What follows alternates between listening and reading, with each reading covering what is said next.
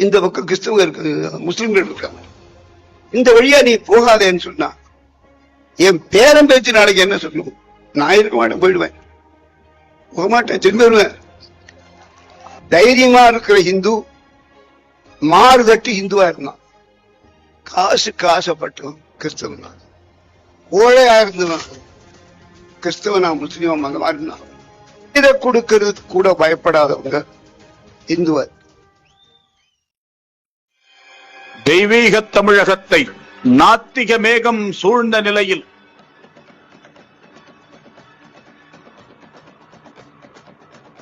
இந்துக்களுக்காக வாதாட போராட பரிந்து பேச வந்த மாமணி இந்து முன்னணி.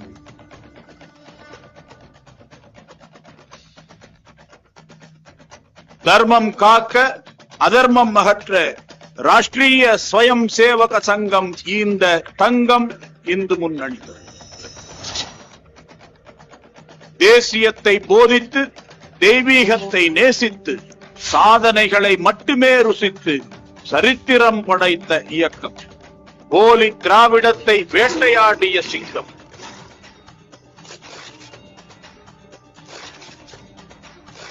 நாத்திக நரிகளை நறுக்கி மதமாற்ற கும்பல்களை விரட்டி உணர்வுள்ள இந்து சமுதாயத்தை திரட்டி சரித்திரம் படைத்த இயக்கம்.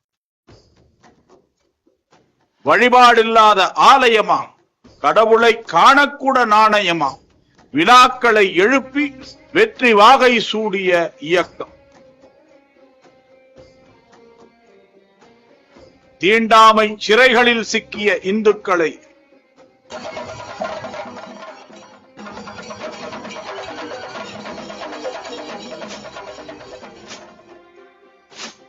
விநாயகர் சதுர்த்தி எனும் எழுச்சி மூலம் விடுதலை செய்தது.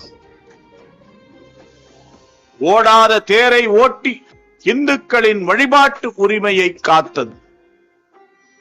பயங்கரவாத தாக்குதல்களை நேருக்கு நேராய் நோக்கியது.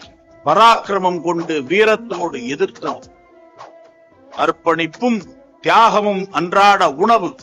அதனால் தகர்ந்தது தேச விரோதிகளின் கனவு. உறுதியை கொடையென தந்த தியாக குற்றாலம் இந்து முன்னணி. 42 ஆண்டு கால போர்க்களத்தில் பல பலிகள், பல வலிகள். அத்தனையும் கடந்து பிரிவினைவாதத்தை அழித்து பிள்ளையார் சுழி இட்டது இந்து முன்னணி. இந்து சமுதாயம் காக்கவே இந்த பிறவி. இதை உறக்கச் சொன்னவர் வீரத்துறவி.